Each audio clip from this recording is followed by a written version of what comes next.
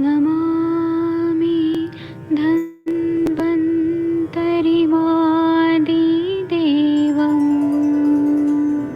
सुरासुरैर्वन्दितपादपद्मं लोके जरामृत्युनाशं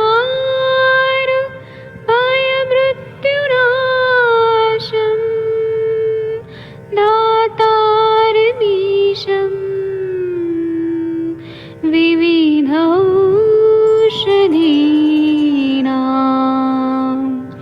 शङ्खं चक्रं जलौकां दधतं मृतघटं चारुतोर्भिश्चतुर्भिः सूक्ष्मस्वच्छादिरुद्यं शुकपरिविलसन् मौलिमं भोजनेत्रम् कालाम्बोदोज्ज्वलाङ्गं कटितटविलसत् चारुपीताम्बराढ्यं वन्दे धन्वन्तरिन्तं निखिलगदमिव प्रौढदावाग्निनीलम्।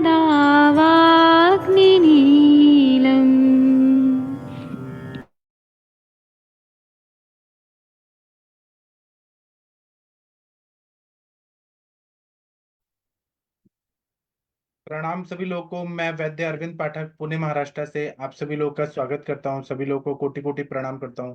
आइए आज हम लोग आज का क्लिनिकल समाचार शुरू करते हैं। आप सबके सब भारत के सर्वश्रेष्ठ चिकित्सक लोग हैं और सर्वश्रेष्ठ चिकित्सक लोगों को मैं ये बताना चाहता हूं कि आज हम लोग पंचकर्म व्यापक आज के परिप्रेक्ष्य में क्या क्या होते हैं वह मैं बताऊंगा। कॉम्प्लिकेशंस ऑफ पंचकर्म, जो भी हम पंचकर्मा थेरेपी देते हैं, तो उसको जानना समझना बहुत जरूरी है। केवल यही नहीं बोलना चाहिए कि आयुर्वेद का कोई साइड इफेक्ट नहीं होता है, वमन का कोई साइड इफेक्ट नहीं है, ऐसा बिल्कुल भी नहीं है। चरक संहिता में बताया गया है सिद्धि स्थान में पंचकर्मा के व्यापक होते हैं। और यहाँ हमारे साथ डॉक्टर प्रज्ञा मैम है जिन्होंने पंचकर्मा में डिग्री ली है, उनका डिग्री है, वो और भी बताएंगी इस बारे में। तो मैं पंचकर्मा व्यापक के बारे में ये बताना चाहता हूँ कि कभी कभी ऐसे व्यापक कॉम्प्लिकेशन होते हैं जो लाइफ थ्रेटनिंग होते हैं, मेडिकल इमरजेंसीज तक ला देते हैं। तो हर तरह से इसका हमें मालूम होना चाहिए कि क्या क्या कॉम्प्लिकेशंस हो सकते हैं और उसका मैनेजमेंट किस तरह से करना चाहिए आज के जमाने के हिसाब से। जो पहले का लिखा गया है सिद्धि स्थान में वो उस जमाने के हिसाब से बताया था। वो शब्द जीवादान और गुदभ्रंश परिकृतिका वो जब बताया था, आज के परिप्रेक्ष्य में क्या क्या तकलीफें हो सकती हैं। जैसे कि सीवियर हाइपरटेंशन होता है, जब डायस्टोलिक ब्लड प्रेशर 115 से ऊपर होने लगता है तो बीपी का तकलीफ होता है। जैसे कि किसी को आपने बहुत ज्यादा विरेचन करा दिया, या फिर आपने विरेचन करा दिया, लो बीपी हो गया, या फिर आपने वमन कराया उसका हाई बीपी हो गया। तो जब बहुत ज्यादा हाइपरटेंशन होता है तो उसमें हमें ये देखना पड़ता है कि ब्लड प्रेशर बहुत ज्यादा बढ़ गया है और उससे ऑर्गन डैमेज होने का चांसेस रहता है। कार्डियोवैस्कुलर सिस्टम खराब हो सकता है, रीनल रीनल मतलब किडनी रिलेटेड प्रॉब्लम हो सकते हैं, या सेंट्रल नर्वस सिस्टम खराब हो सकता है। तो जब हाइपरटेंसिव पेशेंट आते हैं वमन होने के बाद, हमने देखा बीपी हाई है, पेशेंट एक तो घबराया हुआ है, वमन का वेग भी हुआ है, तो उसको हेडेक हो सकता है, उसको कन्वर्जन के वेग आ सकते हैं। अगर आपने दवाई ज्यादा डाल दिया तो मिर्गी के झटके आ सकते हैं, विजुअल डिस्टरबेंसेस हो सकते हैं, चेस्ट पेन होता है। अगर आपने, इसीलिए बोला जाता है कि गुरु से सीखिए, आप क्लिनिक में जाके सीखिए। एक्सेसिव एक्सेसिव स्वेटिंग होती है, शॉर्टनेस ऑफ ब्रीथ होता है, डिस्निया होता है, उसी तरह से सेरेब्रोवैस्कुलर एक्सीडेंट होते हैं, एक्यूट मायोकार्डियल इंफाक्शन होता है, अनस्टेबल एंजाइना होता है, इंफाक्शन होता है, thrombosis, embolism, acute renal failure, ऐसे बहुत सारे चीजें हो सकते हैं। तो हाइपरटेंशन का मैनेजमेंट क्या करते हैं कि हम अपने ओपीडी लेवल पे क्या कर सकते हैं कि पेशेंट को कंफर्टेबल एनवायरनमेंट में बैठाना है जिससे बीपी उसका ठीक हो। उसके बाद में डायस्टोलिक प्रेशर जो है 100 से 110 के बीच में होना चाहिए। और अगर नहीं, अगर हमने ध्यान दिया तो बीपी हाई होने से ऑर्गन डैमेज हो सकता है और उससे बहुत ज्यादा तकलीफ हो सकता है। तो अगर बीपी कंट्रोल नहीं हो रही है सबसे, तो उसको सलाइन आईवी मेडिकेशन देना चाहिए। और मेडिकेशन में हम लोग क्या करते हैं कि जो भी बीपी की दवाइयाँ रहती हैं वो दिया जाता है। नहीं तो क्या होता है कि मायोकार्डियल इन्फार्क्शन हो गया, या फिर सेरेब्रल स्ट्रोक हो गया, कार्डियक ब्लड फ्लो इम्प्रॉपर है तो स्ट्रोक हो सकता है, या डिहाइड्रेशन हो सकता है, बहुत ज्यादा एक्सेसिव वॉमिटिंग हो गया, डायरिया हो गया, तो इससे वाटर लॉस होता है, इलेक्ट्रोलाइट लॉस हो जाता है, उसके वजह से वीकनेस आता है बहुत ज्यादा, उससे रेस्टलेसनेस, बेचैनी होती है, पसीना आता है, हाथ पैर ठंडे पड़ जाते हैं, प्यास लगती है, बीपी, हार्ट बीट बढ़ जाता है, टैकीकार्डिया होता है, बीपी बढ़ जाता है। ठीक है, उसी तरह से अपने जो जीभ है, ड्राई श्रंकन टग ऐसे होते हैं, मतलब जीभ सूख जाता है बहुत ज्यादा, तो उसमें इलेक्ट्रोलाइट्स को बैलेंस करने के लिए दवाई देना चाहिए। ठीक है, उसी तरह से बहुत ज्यादा उल्टी आ रही है, तो उसमें उल्टी आती है, ढकार आता है, थकावट होता है, और उसमें हाइपोवॉल्मिक शॉक हो सकता है, यूरिन आउटपुट कम हो सकता है, एसिडोसिस हो सकता है। तो उसमें देखते हैं लेबोरेटरी फाइंडिंग्स में, तो इलेक्ट्रोलाइट जो फास्फोरस है, सोडियम है, वो कम हो गया है, प्रोटीन रिड्यूस हो जाता है, सीरम प्रोटीन कम हो जाता है, सीरम यूरिक एसिड का लेवल है वो बढ़ जाता है बहुत ज्यादा, तो उसमें ग्लाइकोसूरिया, एल्बुमिनेरिया, ये सब आते हैं, ग्रेनुलर कास्ट आते हैं यूरिन में। तो कीटोसिस हो सकता है, हाइपोकैलेमिया, एसिड डिस्टर्बेंसेस हो सकता है। तो वमन ज्यादा, अति योग जो है उससे मॉडर्न की भाषा में ये सारी चीजें हो जाती है। तो पेशेंट को रीएश्योरेंस करना है कि कुछ नहीं होगा, आईवी फ्लूइड्स देना चाहिए प्रॉपर हाइड्रेशन के लिए। फिर उसमें हम लोग पेरिनॉम, सेटेमेटिल, सिक्विल, ऐसे बहुत सारे दवाइयां देते हैं सिम्टोमेटिकली।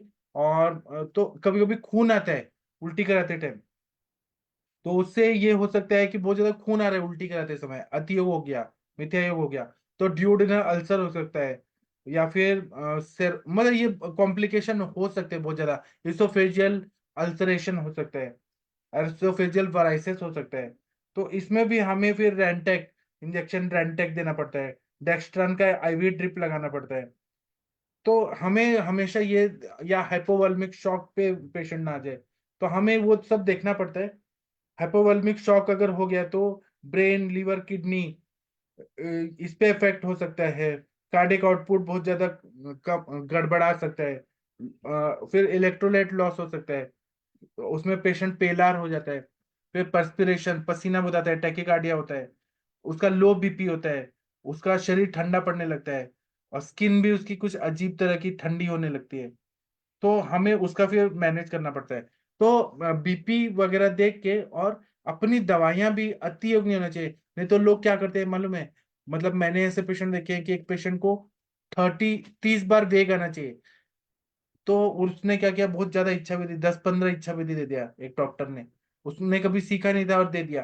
पेशेंट 30 बार वॉशरूम जाके आया, आ रहे जा रहे, उसका वेट लॉस भी हो गया, उसको थकावट है, डॉक्टर को बोल रहा है कि मुझे तकलीफ हो रही है, कुछ बचाओ, तब भी डॉक्टर दे रहा है कि 30 वेग आना चाहिए। ये गलत है। 30 वेग का मतलब होता है कि हम एक बार गए पॉटी में, तो उसमें 4-5 वेग आ रहे, 10 वेग आ रहे, तो वो काउंट करना होता है वेग। ये नहीं कि 10 बार जा रहे, अब वो 30 × 10 देंगे तो 300 वेग आ गए होंगे, तो वो ऐसे पेशेंट को फिर चक्कर आके वो बेहोश हो गया। तो ऐसे हमें कोई भी चिकित्सा नहीं करनी है, जो चीज देखा नहीं है वो चीज नहीं करना होता है। ठीक है, इस टॉपिक पे किसी को कुछ बोलना है? प्रज्ञा मैम, आप कुछ बोलेंगी? आपने पंचकर्मा में पढ़ाई किया था, आपको कुछ याद है मैम? प्रज्ञा मैम। हाँ हाँ सर, पंचकर्मा में तो मैं रेगुलरली वमन विरेचन करवाती हूँ पेशेंट का, ऋतु के अनुसार वसंतिक वमन, और ये अक्टूबर नवंबर में विरेचन तो लेते ही है। तो इसमें व्यापक तो मुझे ना, अगर आप प्रॉपर घृतपान अच्छा हुआ है, सम्यक स्नेह के लक्षण अगर आपको अच्छे मिले हैं, इसको अगर अच्छा सा मार्क किए, और जो डोजेस बताए गए हैं, इवन वमन में मदन काल का जो हम मदन फल जो यूज करते हैं, उसका प्रकृति के हिसाब से अगर हम प्रॉपर डोज करेंगे तो व्यापक नहीं होते हैं।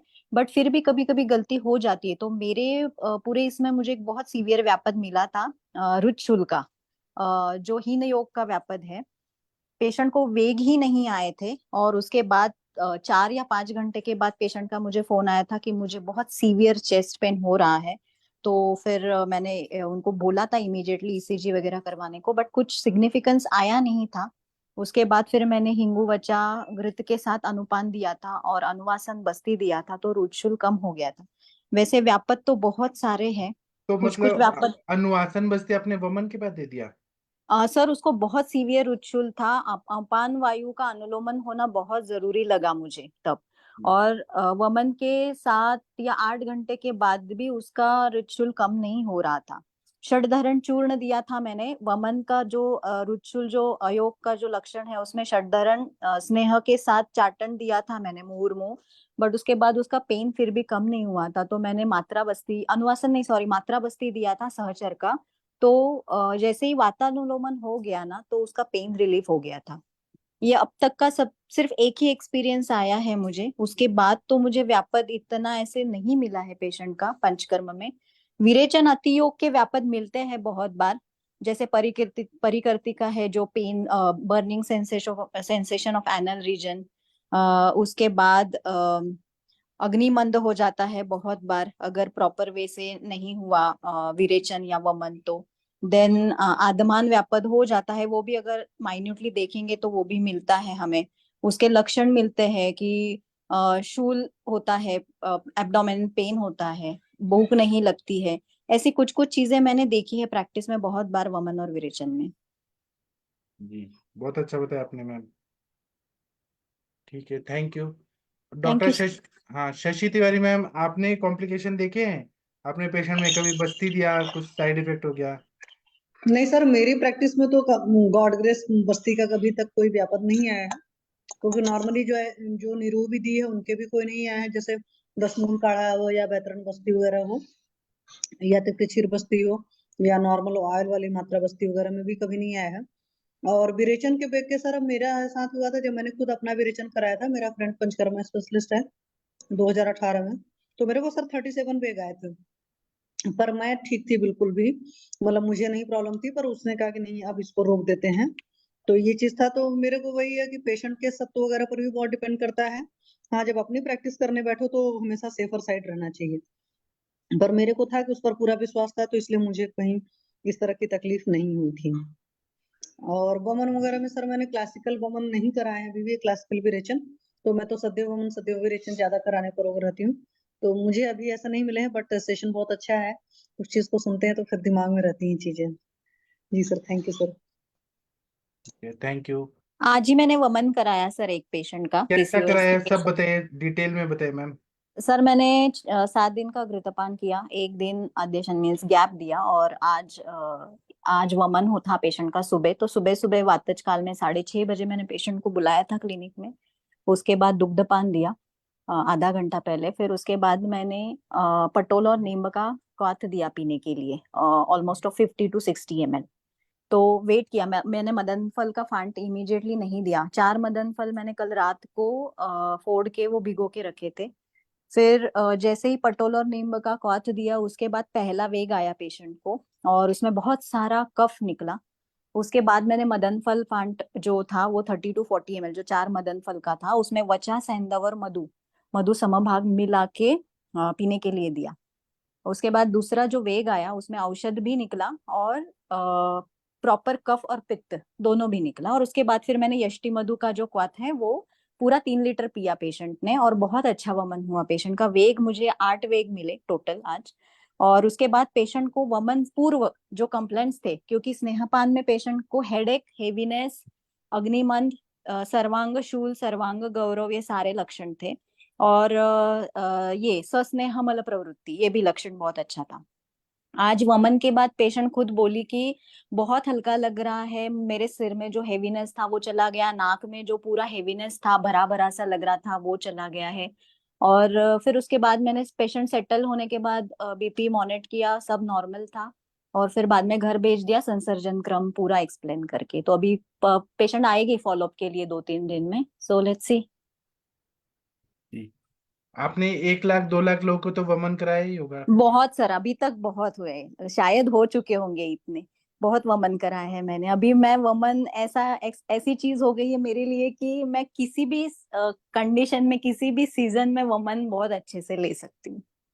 जी, सही बताया आपने। और एक केस है सर, विरेचन जी। करवाया था लास्ट वीक में। तो पेशेंट ने ना एक ये सिम्टम हाइड किया मुझसे कि patient during previous IVF session में उसको इकोस्प्रिन चालू था, तो तब पेशेंट का बीपी हाई रहता था। तो 160 100 ऐसे बीपी रहता था पेशेंट का प्रीवियस हिस्ट्री में। तो उसने मुझे बोला नहीं था ये हिस्ट्री। और जब मैंने क्लिनिकल बीपी लिया था क्लिनिक में आने के बाद, तो तब बीपी 140 90 ऐसे था। तो मैंने सोचा कि चलो ठीक है, क्लिनिकली तो इतना नहीं है, बट दवाई की कुछ जरूरत नहीं है। उसके बाद जब स्नेहपान करवाया पेशेंट को, तो स्नेहपान के बाद पेशेंट का बीपी 160 114 160 118 ऐसे रहने लगा। फिर मैंने विरेचन दिया फिर भी, कि विरेचन के बाद फ्लूइड रिटेंशन कम हो जाएगा तो बीपी सेटल्ड हो जाएगा। बट उसके बाद भी बीपी सेटल नहीं हुआ, उल्टा जैसे आपने बोला ना कि विरेचन का अतियोग हुआ पेशेंट को, और पेशेंट का बीपी 160 एंड डायस्टोल जो था 120 तक जाने लगा। तो फिर मैंने फिजिशियन का ओपिनियन लिया उस केस में। तो उन्होंने बोला कि आप उनको एंटी हाइपरटेंसिव ड्रग चालू करो, क्योंकि उनका प्रीवियस हिस्ट्री है। फिर भी पता नहीं था, मुझे लगा कि सिम्टोमेटिक है वो कुछ, तो इसीलिए फिर मैंने सर उनको ना, 1 मिनट, मैंने आज लिखा है वो फॉर्मूला जो मैंने उनको चालू किया। मैंने उनको दिया था तुलसी बीज का फांट पीने के लिए दिया था रात को भिगो के। फिर फलत्रिक 1 बीडी डोज दिया था। चंद्रप्रभावती 3 बीडी डोज दिया था। उसके बाद बिल्व, दशमूल, भारंगी, इंद्रदेव, गोक्षुर, पुनर्नवा, त्रिफला और सुंठ, इसका मैंने उनको चाटन दिया था। तो उसके बाद सर 3 ही दिन पेशेंट ने, जटामांसी और ब्राह्मी भी था उसमें, 3 ही दिन पेशेंट ने ये लिया, और उसके बाद पेशेंट को बहुत ही अच्छा रिजल्ट आया। आज मैंने बीपी फॉलोअप में बीपी लिया पेशेंट का, तो 138/78 बीपी आया विदाउट एनी हाइपरटेंसिव ड्रग। बहुत अच्छा। और प्रज्ञा मैम, आप इतना अच्छा कर रही हैं तो ये डॉक्यूमेंटेशन कर रही हैं क्या सब? हाँ सर, हाँ सर, मेरा तो पहले से केस पेपर और वो सब था ही, बट अभी बीच में आपने जो शेयर किया था ना केस पेपर, वो हाँ केस पेपर मैंने स्टार्ट कर दिया है अभी डॉक्यूमेंटेशन के लिए। और पंचकर्म का तो मैं कंसेंट से लेके पूरा डिटेल हिस्ट्री रखती हूँ मेरे पास। जी। और एक चीज बताइए, आप अभी 2 महीने से जुड़ी हैं हमारे साथ, आपको कैसा लग रहा है? आपका मतलब क्या? सर बहुत बढ़िया, ऐसे लग रहा है कि शायद काश मैं बहुत पहले से जुड़ी होती, बट अभी भी कुछ देर नहीं हुई है। बहुत सारी चीजें नया सीखने को मिलती है। ऐसे कहते हैं ना कि अभ्यास कभी पूरा नहीं होता है, कभी कौन सी भी एज में कितना भी सीखो कम ही होता है। वैसे है मेरे लिए, मैं जितना भी लेक्चर्स करती हूँ उसमें हर बार मुझे कुछ ना कुछ नया सीखने के लिए मिलता है। जी ठीक है मैम। किसी को पूछना है प्रज्ञा मैम से तो पूछ सकते हैं। तनिका मैम, आप कुछ पूछना चाहती हैं क्या? ठीक है। डॉक्टर चंद्रशेखर जी, आप कुछ बोलना गुड चाहते हैं? इवनिंग। गुड हाँ इवनिंग जी। सर, प्रणाम सर, हैप्पी लोहड़ी सर। आपको भी हैप्पी लोहड़ी। इसलिए शायद लोग कम है, लोहड़ी मना रहे हाँ हैं। जी सर, जी सर। तो हाँ जी सर, मैं सर एक ना केस है। तो सर वो ना पेशेंट है, 38 ईयर ओल्ड लेडी है। तो उसको एक्चुअली फैमिली हिस्ट्री उसकी बहुत ही स्ट्रेसफुल रहेगी। उसके हस्बैंड के साथ उसकी ज्यादा मतलब बनती ही नहीं थी, काफी लड़ाई झगड़े थे। फिर उसके बाद थोड़ा सा अभी थोड़ा सा नॉर्मल हुआ है। तो अभी कल वो मेरे पास आई थी। तो यहाँ से नहीं है, वो जयपुर से है, लेकिन मतलब जो ये मेरे पेशेंट है उनके मतलब वही उनके रिलेटिव थे, तो वो लेके आए थे। तो वो कहती है कि जैसे वो चलती चलती ना गिर जाती है सर। उसकी लेग्स बिल्कुल काम नहीं करती है। तो जैसे मैंने उसको सेंसेशन किया, जैसे पिंच करके भी देखा है ना। तो जब मैं पिंच करके देख रही थी तो कहती कि इसमें मतलब मेरे को बहुत ज्यादा मतलब 20 to 30% सेंसेशन ही हो रही है, कि ज्यादा सेंसेशन नहीं है। तो सर दोनों लेग्स में थी, जैसे लेफ्ट वाली लेग में थी ओनली 20 to 20 30% थी, और दूसरी लेग में थी 80%। तो सर एक्चुअली जब मैंने उसकी एमआरआई रिपोर्ट देखी तो इतना ऐसा कुछ था नहीं, कि अगर हम लोग बोले तो माइल्ड सी L4 L5 में स्टेनोसिस थी, और ज्यादा नहीं था। और दूसरी उनकी हिस्ट्री है थायराइड की। तो मेन जो मुझे लगा ना सर हेतु जो था वो उनकी ओवर स्ट्रेस थी, क्योंकि इनके मतलब वो उनकी डिवोर्स तक उनकी बात पहुंच गई थी। फिर वो वापस आए, फिर सब कुछ हुआ ऐसा घर पे हुआ। और अभी भी क्या है ना सर, अभी भी वो मुझे ओवर स्ट्रेस लग रही है। तो अभी भी मतलब जैसे उसके हस्बैंड के साथ आई थी, तो वो मतलब मेरे को हिस्ट्री देते देते दोनों लड़ाई झगड़ा कर रहे थे। तो सर फिर मैंने उनका मतलब जैसे पीछे चेक किया एक बार, मतलब सारा पॉइंट्स वगैरह चेक करके देखे, तो मुझे शियाटिका के भी थोड़े सिम्टम्स मिले उसको। पूरी की पूरी जैसे पूरी शियाटिका नर्व थी, तो मैं पेन जैसे मैं प्रेस कर रही थी, और वो पूरी का पूरा वहां पूरा का पूरा नर्व पेन कर रहा था उनको, ऊपर से लेके नीचे तक। बट सर मुझे उसकी सेंसेशन का रीजन नहीं कहते, जैसे मैं बैठे बैठे है ना। ना बाध्यता, ये जो बताया है हस्तपात बाध्यता, ये वायु के नानात्मक विकारों में है ना, वायु की वजह से हो रहा है। काम शोक भयाद वायु ऐसे बोला है, तो वायु का प्रकोप है इनको। तो आपको नस्य, अभ्यंग, बस्ती, वात शामक द्रव्य ही देना पड़ेगा और ग्रहणी तो कला को अच्छा करना पड़ेगा। हाँ जी सर, वही वही सर, एक्चुअली उसका ऐसा है कि अब्डोमिनल डिस्टेंशन बड़ी ज्यादा है, तो मेन मुझे फिर यही वात शामक द्रव्य को स्टार्ट करूँ, है ना, पहले उसकी दीपन पाचन करके। हाँ, दीपन पाचन अनुलोमन, और उसके बाद में अभ्यंग, शिरोधारा, नस्य, और नकली तो सर वो आपका जो शीर वाला तेल है ना, वो वाला जो 101 वाला, जी। तो सर वो मैंने दिया है उनको, तो अभी वो ही यूज ऐसा कर रहे हैं वो। सोचिए कि नर्व्स तक वो पूरा ड्राई हो गया, वहां तक जा ही नहीं रहा सेंसेशन, तो इसीलिए वो पूरा नर्व एंडिंग तक स्नेहन होना चाहिए।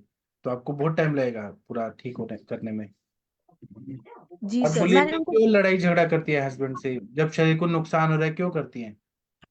सर वो तो नहीं उनको समझा पा रही हूँ, क्योंकि सर वो वही चीज है ना, उनके बीच में जो चीजें एक्चुअली बिगड़ गई ना, वो सर वो एक्चुअली डॉरी का मामला था सारा, डॉरी सिस्टम था सारा, कि वो वही चीज दहेज के लिए वो प्रताड़ना जो भी है। तो उन्होंने तो वैसा लड़का ढूंढा ही क्यों जो दहेज मांगता है?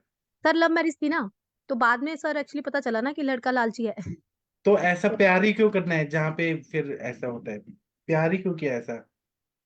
सर वो तो इनकी फैमिली का है, वो तो मुझे नहीं पता सर, बट ये है कि हाँ फिर अभी अभी थोड़ी सो चीजें सॉर्ट आउट हुए हैं, वो लड़की का भाई जाके, तो वहां पे जाके उसको जयपुर पे जाके फ्लैट वगैरह दिलवा के आया है, और अभी चीजें थोड़ी सी सॉर्ट आउट होनी शुरू हुई है, और लड़की खुद गोल्ड मेडलिस्ट है सर, वास्तु शास्त्र और एस्ट्रोलॉजी में। तो आप ऐसे उनका काउंसलिंग करिए ना कि आप तो गोल्ड मेडलिस्ट हैं, क्यों ऐसे ये टेंशन ले रही हैं? आप ठीक होंगी तो और आगे गोल्ड कमाएंगी, मेडल कमाएंगी।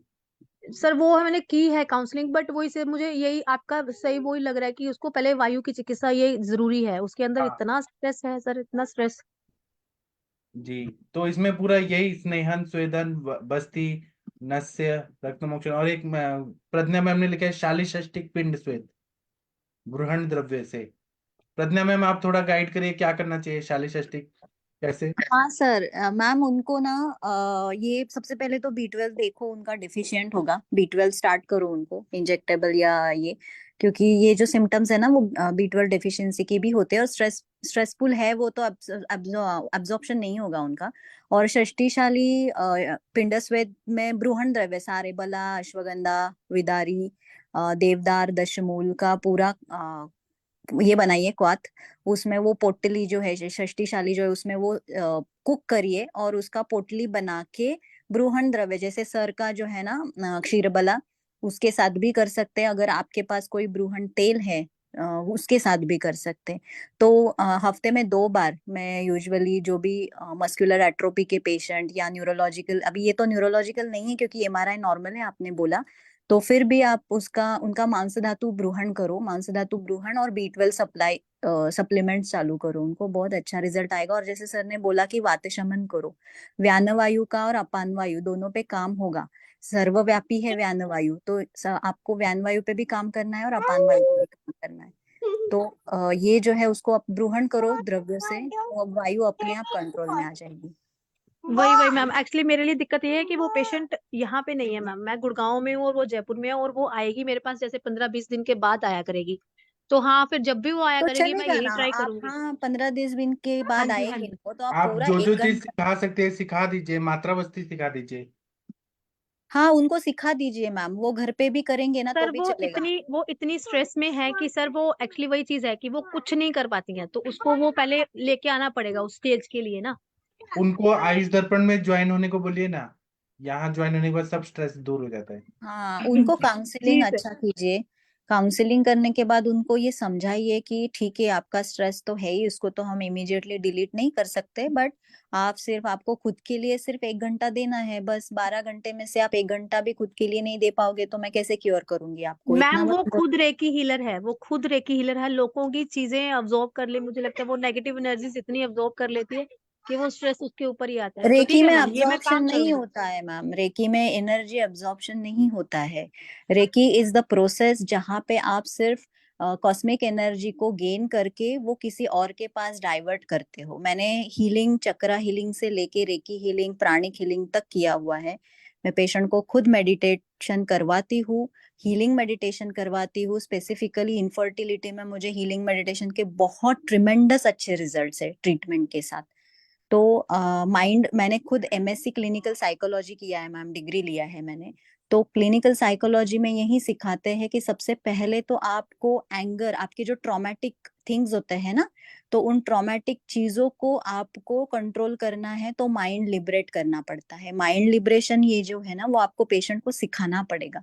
पेशेंट एक दिन में उसका दुख नहीं भूलेगा, तो आपको उसको बार बार फोन काउंसलिंग करो, ऑनलाइन काउंसलिंग करो, उनको बोलो। अगर आपको आपके पेशेंट को ठीक ही करना है ना, तो फिर बाय एट हुक और क्रुक आप ठीक करो।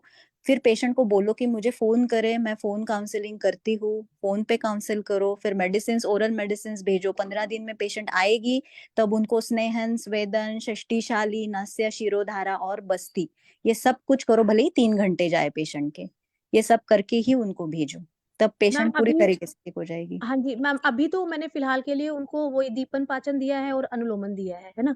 तो हाँ, अभी वो, हाँ अभी वो थायराइड भी है उसको, और मुझे ये है कि अभी वो मेरे पास आएगी 28 को। तो उनको ट्वेंटी कौन एट सा को फिर मैं, थायराइड है? कौन सा थायराइड है उनको? हाइपर हाइपो थायराइडिज्म हाइपो होगा। हाइपो हाइपो हाइपो है मैम। हाइपो है पक्का? हाँ जी, ओके। हाँ जी। तो हाइपो है, वेट गेन भी है, अभी वो ओवरवेट भी है। और इन चीजों पर वो स्ट्रेस की वजह से ही है, सारे reason he ma'am, cause he उसका स्ट्रेस ही है। तो वही हम्म। वही वायु पे एक बार काम करना पड़ेगा। अभी आएगी मेरे पास 28 को, तो फिर मैं उसका पहले तो स्नेहन स्वेदन, क्योंकि अभी तब तक फिर आम निराम अवस्था में चली जाएगी, और स्नेहन निवेदन कर दूंगी एक बट बार मात्रा देखिए रख के। कि कर्षण अनुलोमन ज्यादा ना हो, क्योंकि मन आकाश महाभूत का स्थान है वायु मैम। का, यस यस यस यस, हाँ, हाँ। आकाश महाभूत का स्थान है। आकाश को स्थिर करना है तो आपको जल और पृथ्वी गुण बढ़ाना पड़ेगा बढ़ाना पेशेंट पड़ेगा। का। बट मैम तो फिलहाल के ग्रोहण लिए वो चिकित्सा। चीजें भी देखनी पड़ेंगी ना, क्योंकि अभी वही चीज है कि उसका वो अनुलोमन होना भी बहुत जरूरी है इस टाइम हाँ पर मैम। हाँ हाँ हाँ हाँ। ठीक है तो मैम। मैम वही अभी थोड़ा कॉम्प्लिकेटेड है, तो करेंगे मैम, सर है ना, सर कर लेंगे सर। हम्म। जी और ना आप ना शीर वाला तेल का नस्से सिखा दीजिए ना, 2-2 ड्रॉपर पूरा फुल भर के डालना है, सब ठीक हो सर, जाएगा। मैं वो सिखा दिया था, वो मैंने उनको दे भी दिया और सिखा भी दिया और कि आपको अब। मालूम है एक आरती मैडम है ना, अपनी आरती शर्मा मैडम, तो हाँ जी, हाँ उनके जी सर। पेशेंट नेवी के थे ऑफिसर, वो भी आए थे ऐसे ही स्ट्रेस की वजह से। तो और फिर बाद में ऑस्ट्रेलिया गए शायद, नेवी के उस पे। तो आरती मैडम ने पूरा कवर कर दिया, पूरा ठीक हो गए वो पेशेंट, पूरा 100%।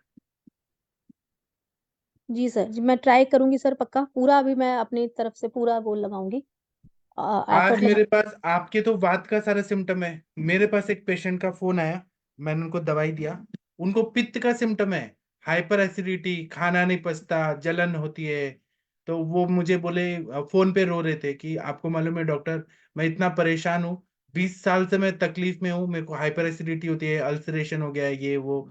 और मैंने यहाँ पे यहाँ पे कैसे होता है, पहले के जमाने में पेट होता था, मतलब दुकान, सॉरी, जो एरिया होता था ना, तो सदाशिव पेट, रविवार पेट, शुक्रवार पेट। बोले मैंने पेट के सारे, क्योंकि यहाँ पे डॉक्टर्स बैठते हैं आयुर्वेद के, पेट के, बोले पेट के सारे डॉक्टर से मैंने इलाज करा लिया, कोई भी डॉक्टर ठीक नहीं कर पाता है। तो मैं परेशान हो गया हूँ, अब मुझे मौत चाहिए, ऐसे बोल रहे थे। तो मैंने उनको दवाई दिया, अच्छा दवाई दिया है, लेकिन क्योंकि उन्होंने यूट्यूब में लेक्चर देखा था मेरा, तो अभी मैंने दिया, तो वो प्रवाल पंचामृत और चंदन के चूर्ण से डर रहे हैं, इतनी एंग्जाइटी है उनको। मैंने कहा कि मैंने दवाई और भेजा, तो वो, मैंने कहा 2 दवाई तो खा के देखिए, तब भी डर रहे हैं वो कि इससे मुझे नहीं होगा, मुझे साइकेट्रिक दवाई से तकलीफ होती है, आयुर्वेदिक दवाई से होती है। अभी क्या है ना, पेशेंट इतना डरे हुए हैं, डिवोर्स तक हो गया उनका, इतना, मतलब सोचिए, जो एपिसोड होते हैं ना माइंड पे, वो बहुत ज्यादा तकलीफ देते हैं। अब वो क्या हुआ लाइफ में, तो इसके लिए हमारे इसमें क्या बोला है आयुर्वेद में, कि 3 तरह के मन होते हैं, एक अवर सत्व, एक मध्यम सत्व, एक प्रवर सत्व। तो जो प्रवर सत्व के होते हैं ऋषि मुनि, या हमारे जो अडानी साहब है, अंबानी साहब है, अडानी जी का देखिए, वो जो रिपोर्ट आई थी हिंडरबर्ग की, तो पूरा शेयर डाउन हो गया, दुनिया के सबसे अमीर आदमी सबसे नीचे गए उसमें, 20 से भी नीचे गए, लेकिन वो एकदम शांत रहे। फिर सुप्रीम कोर्ट में सेबी ने वो दिया, रिपोर्ट दिया, तो उनका पता चला कि कोई भी उन्होंने घपला नहीं किया है। तो ऐसे लोग स्थिर चित्त रहते हैं। या जो बड़े बड़े जो रहते हैं ना, टाटा, अंबानी, ये लोगों को कोई वो नहीं रहता, वो हर सिचुएशन में टैकल करते हैं। जैसे कि आप लोगों को रतन टाटा जी का बहुत सारा स्टोरी पता है, कि उनको एक बार वो ताज होटल जो मुंबई में गेटवे ऑफ इंडिया के पास गए, तो उनको ये नहीं मिला, रूम नहीं मिला, तो उन्होंने एक और बना दिया वैसा ताज होटल। ऐसे वो लोग ना, कोई भी बुरा चीज होता है तो और अच्छा करके दिखाते हैं। तो ये होते हैं प्रवर सत्व के लोग, ऋषि मुनि हो गए या बड़े बड़े जो बिजनेसमैन है वो प्रवर सत्व के होते हैं। दूसरे होते हैं मध्यम सत्व के, जो हम लोग हैं, जो अर्जुन है। तो अर्जुन को गुरु की जरूरत होती है या काउंसलर की जरूरत होती है। तो अर्जुन डिप्रेशन में आ गया कि मैं कुछ नहीं कर सकता, ये मेरे रिश्तेदार हैं, मैं क्यों मारूं, मैं पाप क्यों करूं भाई बहनों को मार के, मेरे को। तो उनको काउंसलर की जरूरत पड़ी। कृष्ण भगवान ने उनको काउंसलिंग किया, सपोर्ट किया, तो उन्होंने युद्ध किया। ऐसे हम लोग मध्य सत्व के। कुछ लोग अवर सत्व के होते हैं। अवर सत्व के होते हैं या एपिसोड होता है कि माइंड बहुत वीक हो जाता है।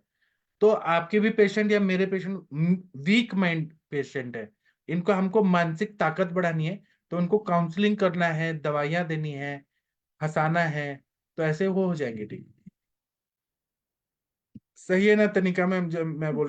जी सर सर मैं डेफिनेटली अभी मैं उनको मतलब कॉल करा करूंगी और प्रॉपर काउंसलिंग सर करूंगी और मैं ये करूंगी सर, ठीक करो इनको और पक्का। मैंने ना साइकेट्रिक वार्ड में काम किया है एमडी करते टाइम। पागल लोगों के पास देखा है, साइकेट्रिक लोगों से सुना है। तो वो लोग बात सुनते हैं, मतलब जो पेशेंट है ना उसकी बातें 2-2 घंटा तक सुनते हैं। तो तनिका मैम अगर आप कनेक्ट होना चाहती है उनसे, तो आप अपना बात तो करेंगी ठीक है, लेकिन आप उनकी बात सुनिए, वो क्या दुख में है वो आपसे शेयर करेंगे ना, तो उनकी फिर मानसिक ताकत बढ़ जाएगी। पूरी बात सुनिए। लोग बात ही सुनने को तैयार नहीं रहते, कोई नहीं सुनता, इसलिए तो परेशान रहते हैं। जी सर सर वो एक्चुअली बात करते करते मतलब बहुत मतलब ऐसे क्राई करना शुरू कर गए और वो मुझे पता चल गया कि अभी ये और लेवल पे जाने वाले हैं। तो मुझे पता चल गया था कि सर वो है इनका अभी एक्चुअली वो खुलना चाहते थे, हस्बैंड भी वहीं पे थे तो वो इतना खुल नहीं रहे थे। नहीं, तो हस्बैंड के सामने नहीं, अकेले बात करिए उनसे फोन पे। वही सर मैं अभी फिर फोन पे उनको करूंगी कॉल, ठीक है सर। और सर आप दिल्ली कब आ रहे हैं सर? मेरा पता नहीं चल रहा है। आप तब तक पेशेंट को बोलिए कि मुझसे बात करें, मैं बाद में कभी तो आऊंगा ना, मुझे पता नहीं है। अभी मैं गुजरात जाके आया, एक दिन में वापस आ गया, फिर से 16 तारीख को फिर जाना है। फिर ऐसे मुझे कुछ फिक्स नहीं है। वो मैं ओके किसी स्पेशल काम से जाता हूँ, मैं आपको अभी यहाँ नहीं बता सकता हूँ, लेकिन मैं कुछ काम से जाता हूँ, मैं बाद में बताऊंगा आपको फोन पे। ठीक है फिर मैं सर, ठीक है मैं उनसे फिर बोल दूंगी। ठीक है वो फिर आपसे डायरेक्ट बात कर लेंगे सर। हाँ। और ठीक है दूसरा बात है ना कि जैसे बड़े बड़े जो फिल्म एक्ट्रेस हैं, परवीन भाभी, फिर राजेश खन्ना, फिर वो एक देवन वर्मा थे, वो लोग क्यों डिप्रेशन में गए? क्योंकि एक टाइम पे वो बहुत सुपरस्टार थे, उसके बाद में उनको कोई पूछ नहीं रहा था, उनकी फिल्में फ्लॉप होने लगी, उनसे कोई बात नहीं करता था, उनकी बात सुनता नहीं था। तो वो अकेलापन जो था उससे वो डिप्रेशन में गए। ऐसे ही जो ये डिवोर्स के केसेस या लड़ाई झगड़ा के, उसमें इंसान अकेलापन महसूस करता है, उसको कोई तो चाहिए सपोर्ट करने का। वो आप तनिका मैम ऐसा काउंसलर बनिए। और आयुर्वेदिक चिकित्सक जो काउंसलिंग करता है वो कोई नहीं कर सकता। तो आप उनकी सर बात सुनिए, पूरा जी बात। सर सर मैंने एक ऐसा पेशेंट सर ट्रीट किया है, वो पोस्टमार्टम डिप्रेशन वाली पेशेंट थी सर। तो जी। मैंने इसको पूरा मतलब ऐसा था कि वो 3 महीने में जब मेरे पास आई थी ना तो सर वो बात करते करते रोती थी। और 6 महीने में मतलब विद इन 6 मंथ सर उसको पूरा वो अभी उसने मेरे अच्छा इतना मैंने बोला था रिव्यू दे देना। और मतलब मेरे को वो ऐसे बोलती है कि मतलब आप मेरी लाइफ में मैम ब्लेसिंग हो, कि आप मेरी लाइफ में अगर नहीं आती तो मैं शायद सुसाइड भी कर लेती, क्योंकि मेरी लाइफ में इतना ज्यादा मतलब डिप्रेशन बढ़ गया था। पोस्टमार्टम डिप्रेशन भी सर बहुत लोगों को होता है और लोग इसको जज ही नहीं कर पाते हैं सर। तो वो मेरे जब मेरे पास आई थी वो 3 मंथ्स उसका बेबी था और वो अपनी बेबी को देखना नहीं चाहती थी सर। उसको इतनी नफरत हो गई अपने छोटे से बेबी के साथ। तो उसको सब बस सारा दिन रोना, और अगर कोई कहती मेरे पास आ जाता था मेरे को डर लगता था उसके पास से आना। बस सर काउंसलिंग और योगा के साथ, और मैंने उसको ब्राह्मी वगैरह ये मानस मित्र गुटिका वगैरह दिया था। लेकिन सर काउंसलिंग, यस सर आप बिल्कुल ठीक बोल रहे हो कि काउंसलिंग जो है ना वो बहुत इंपॉर्टेंट रोल प्ले और वो भी करती है। एक दिन का नहीं है, रोज करना पड़ता डेली है। डेली सर, क्योंकि मैंने उसको योगा क्लास अपनी ज्वाइन कराई थी। तो जी। मैं उसको डेली की डेली सर मतलब जैसे मैं अपनी डॉटर को 2 बजे लेने जाती थी स्कूल में, लेकिन उसके लिए मैं 1 से 2 अपने लिए टाइम उसके लिए निकालती थी कि नहीं 1 से 2 उसके लिए टाइम निकालना है। और विद इन 3 मंथ्स जब 6 मंथ में उसका बेबी हुआ और वो अभी इतना खुश है कि उसको लगता है, वो मेरे को हमेशा यही बोलती है, वो मेरी डॉटर की स्कूल की है, उसकी उसकी डॉटर भी पढ़ती है बड़ी वाली वहां पे। तो जब भी मिलती है वो लोगों को भी यही बोलेगी कि तनिका मैम आप मेरी लाइफ में ब्लेसिंग हो, कि अगर आप नहीं होते तो पता नहीं मेरा क्या होता। तो ये चीज तो है सर, काउंसलिंग बहुत इंपॉर्टेंट रोल और प्ले दूसरा करता बात है ना कि मेरे को तो कुछ पेशेंट ने क्या क्या सीक्रेट बताया कि हम दुबई में गए, हमने चोरी किया, हमको पुलिस ने जेल में डाला। तो ठीक है ना, उनके लाइफ में ऐसा काम हुआ है, ऐसा हुआ है, तो वो सीक्रेट जो आपको बताएंगे वो आपके पास ही रहना चाहिए। आपको जज नहीं करना है। हो सकता है ना कोई सिचुएशन ऐसी आई होगी जो उन्होंने बुरे काम किए, बाद में वो ठीक हो गए। तो हमें सीक्रेट भी अपने मन में रखना है सभी का, तभी जी तो वो सर। बता पाएंगे। हाँ, तो आप करिए। और आपके बारे में वो एक पेशेंट थी ना जो आपके बारे में आपने फोन दिया था, वो आपको सच में बहुत तारीफ करी थी। मैंने आपको कभी देखा नहीं तनिका मैम, आप कौन है, लेकिन वो आपके बारे में बहुत अच्छा बोली थी कि आप पवित्र आत्मा है। सर उसकी पूरी फैमिली मेरे पास आती है अब। और सर उनका एक वो है क्या बोलते हैं उनको, मतलब उनका जो होता है ब्रदर इन लॉ। सर वो जितेंद्र कुमार नहीं है जो बॉक्सर हैं, ओलंपियाड विनर थे ब्रॉन्ज मेडल में, जी जी। ओलंपिक। Yes sir. तो सर वो अभी आए थे मेरे पास, तो अभी वो डीएसपी है हरियाणा के। तो परसों वो अपनी वाइफ को लेके आए हुए थे उनकी रेफरेंस से। तो सर वो बहुत मतलब ऐसा है कि मतलब दे आर द मतलब रिचेस्ट पर्सन, मतलब गुड़गांव के ऐसे है कि वो क्रीम है। तो वो अभी मतलब सब कांटेक्ट मेरे साथ बना रहे हैं, क्योंकि वो उनके हस्बैंड ठीक हुए हैं, वो खुद ठीक हुए हैं थोड़े। और उनकी सिस्टर जो थी वो ठीक हुई है मेरे से। और मतलब उनकी फैमिली, जब जितनी जितनी फैमिली है ना सर, वो कम से कम 200 लोग हैं अपनी फैमिली में। और वो जो कल वाला जो मैं पिंपल वाला केस डिस्कस कर रही थी, वो जी। उनकी सर नीज है वो ठीक हो गई। उनका बेटा था वो ठीक हुआ। तो सर ऐसे ऐसे मतलब वो फिर कल वो मेरे पास आए थे, उन्होंने मतलब वो इंटरनेशनल बॉक्सर हैं जो कल लेके आए थे वो मेरे पास। जी। जी सर। तो तनिका मैम हम आपको देख सकते हैं? हमारी तनिका मैम कौन है, कैसी दिखती है? अगर आप दिखाना चाहें, कंफर्टेबल है तो दिखाइए। अच्छा, आप लोग देखिए, ये हमारी तनिका मैम है। जी मैम। जी। आज आपको फर्स्ट टाइम देखा आपने? ठीक है मैम, बहुत अच्छा लगा आपको देख के। आपके बारे में बहुत तारीफ सुना है इसीलिए। म्यूट है आपका, अनम्यूट करिए मैम, अनम्यूट करिए। अनम्यूट करिए मैम, अगर मेरी आवाज आ रही है तो अनम्यूट करिए। हाँ सर, आपसे गाइडेंस लेके ही स्टार्ट किया था सर। वो जी अभी तो हाँ जी सर। अगर मैं तो वैसे एलोपैथिक में थी, प्योर एलोपैथिक में थी सर। मैं हॉस्पिटल में थी, इमरजेंसी में मेरी जॉब थी सर। जी। तो हम लोग आईसीयू केयर में ही काम करते थे।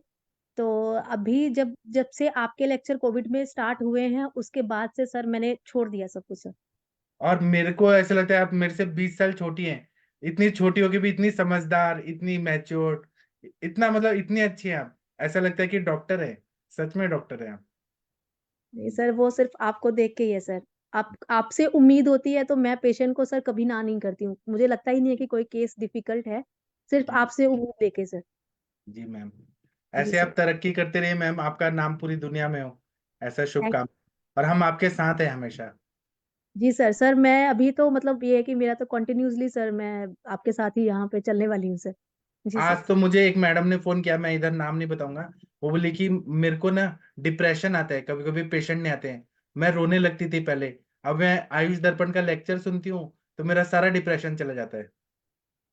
सर कॉन्फिडेंस बिल्डअप हो जाता है। मैं मतलब इतनी हैरान हो जाती हूँ कि मेरे पास कोई पेशेंट आता है ना, तो मैं बेधड़क उसको, मेरे को कुछ नहीं आता होगा, मैं दीपन पाचन अनुलोमन से स्टार्ट कर देती हूँ, फिर मैं आपके साथ डिस्कशन कर लेती हूँ। तो मुझे हाँ, लगता है कि मुझे इतना कॉन्फिडेंस आ जाता है कि नहीं, मुझे सर के साथ डिस्कस करके मेरे को सोल्यूशन मिल जाना है। तो पेशेंट को मैंने मतलब जाने नहीं देना है और उसको ठीक करना है। बराबर। जी। जी सर। बहुत अच्छा कर रही है मैम। तो थैंक यू आप सर। दवाइयाँ तो अच्छा दीजिए ही, काउंसलिंग करिए पेशेंट का, और पेशेंट का बात सुनिए। वो आपके जी सामने सब ओपन हो जाना चाहिए, उनका दिल का बात, फिर वो निकल जाएंगी वो अंधकार से। जी सर। जी डेफिनेटली सर, मैं करूंगी और पक्का सर मैं आपको बताऊंगी सर। जी। Thank you ma'am, thank you. हाँ, एक डॉक्टर चंद्रशेखर जी हैं, वो हैंड रेज किए बहुत देर से। हाँ प्रणाम सर, सर। आप जी बोलिए सर। सर एक आम बात की पेशेंट है सर, उसको बेहतर बस्ती सर देनी है सर। उसको स्नेह संवेदन की बात देनी है कि क्या बिना नहीं, स्नेह वैतरण संवेदन बस्ती के? तो मात्रा बस्ती जैसा होता है सर, उसमें वो कुछ जी। नहीं होता है। शशि मैम आप बताइए, वैतरण बस्ती कैसे देती हैं? मैं बता सकता हूँ, लेकिन मैं चाहता हूँ शशि मैम बताइए, वैतरण हाँ बस्ती जी कैसे सर, देते गुड हैं इवनिंग मैम? सर। और शशि मैम आप हंसता हुआ चेहरा दिखाइए, आप कितनी खुश रहती है। कभी भी शशि मैम से बात करिए, हमेशा हंसती ही रहती है। जी। हाँ, जी सर, बताइए मैम। Good evening. ठंडी पड़ रही हाँ है सर, बहुत ज्यादा वहां पे? बहुत ज्यादा यहाँ पर मेरे ख्याल से 6 तो होगा, लेकिन उसके अलावा ये गलन बहुत ज्यादा है सर, ये जी। प्रॉब्लम है। जी। तो बैतरण बस्ती में सर ज्यादा कंटेंट नहीं। म्यूट हो गया, नेटवर्क इशू है, नेटवर्क। नहीं नहीं तो नहीं आप हो। पानी में भिगो दो, और पानी में भिगो करके एक ना बार फिर नॉर्मली से बोलिए मैम, फिर से बोलिए, फिर से। आपका हैंग हो गया था, फिर से अच्छा, बोलिए। गुड़ गुड़ लेना है, इमली लेना है, गोमूत्र लेना है, ठीक है। तो गोमूत्र आप ले लीजिएगा 100 ml, और 50-50 ml इसका गुड़ का और इमली का काढ़ा बनाना है, तो उसके लिए आप 20 ग्राम के आसपास ले लेंगे। तो 20 ग्राम करीब इतनी इमली होती है, ठीक है। और गुड़ के जो इतने छोटे छोटे पीसेस होते हैं ना, वो करीब 2 या 4 ले लेना, इतने जो छोटे छोटे से होते हैं जिसको हम लोग नॉर्मली खाते इमली हैं। का काढ़ा भी बना सकते हैं, इमली को घोल भी सकते हैं, मतलब पानी हाँ, में। मैं तो सर घोल करके यूज किया था सर, आपने ही तो बताया था, आपकी वजह से देना शुरू किया जी था। जो आमवत वाली पेशेंट थी दीपा जी, तो जी। उनको दिया था। तो इमली को घोल लिया, घोल लेने के बाद में क्या है ना, इमली जब पूरी तरीके से अब्जॉर्ब हो जाएगी उसमें, तो फिर बढ़िया से निचोड़ लीजिएगा, मतलब उसके सारे रेशियो से सारे बाहर फेंक देंगे। और बाहर फेंकने के बाद में फिर उसको सर अच्छे से छान लेंगे। और यही चीज गुड़ के केस में भी करेंगे। तो गुड़ तो बहुत इजिली डिजोल्व हो जाता है, बट इमली के लिए आपको गर्म पानी में सर भिगोना पड़ेगा। जैसे मान लो आप सुबह देना चाहते हो पेशेंट को, तो तुरंत तुरंत करना है तो काफी गर्म पानी रखना पड़ेगा, अदरवाइज रात में भिगो दो। तो प्लान करके आप पेशेंट का उस हिसाब से कर सकते हैं, जहां पर जैसा वेदर हो। और इन तीनों को निरूह वस्ती की तरह देना है, मतलब खाली पेट सर देना है। और कुछ लोग इसमें तस्मूर वगैरह भी यूज करते हैं, आपकी मत।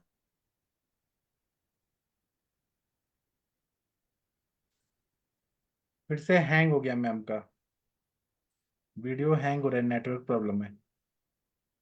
ठीक है सर, तो आप ऐसे ही करिए। चंद्रशेखर जी, आप समझ गए।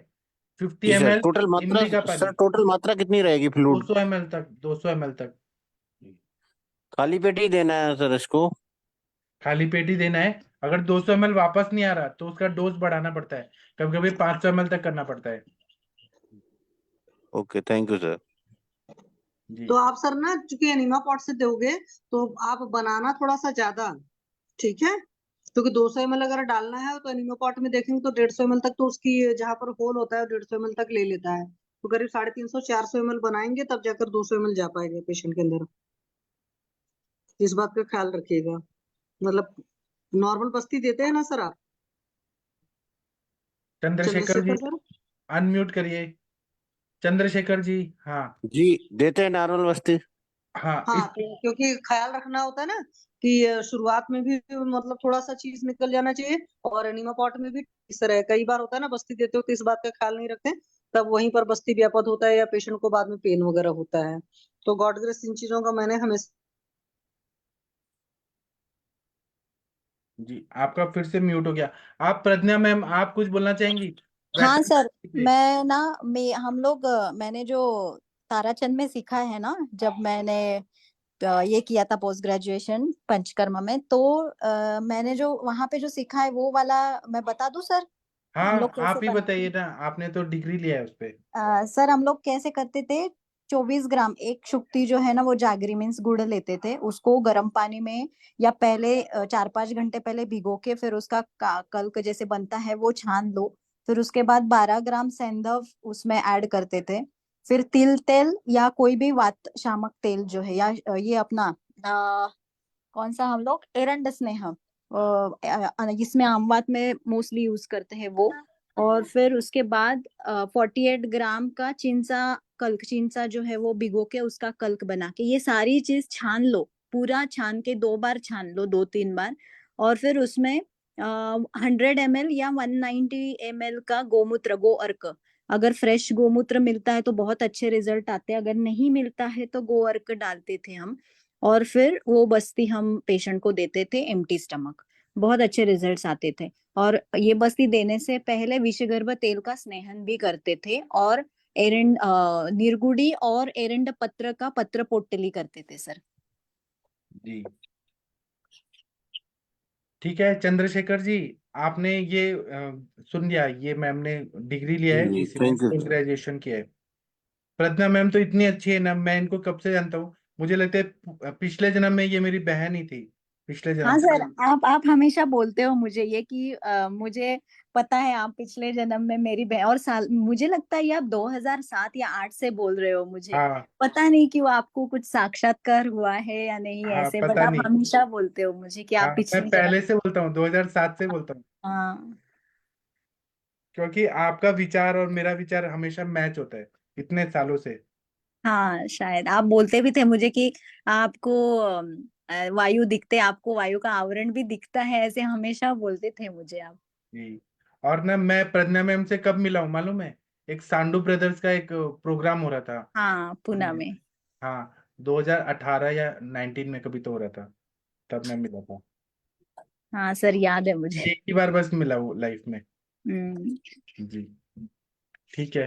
तो आप लोग ऐसा वेतरण बस्ती करिए। चक्रदत्त नाम का जो बुक है उसमें बताया है, चक्रपाणी दत्त का बुक है, उसमें ये बताया है, आम बात रोगाधिकार में ये चीज बताया है।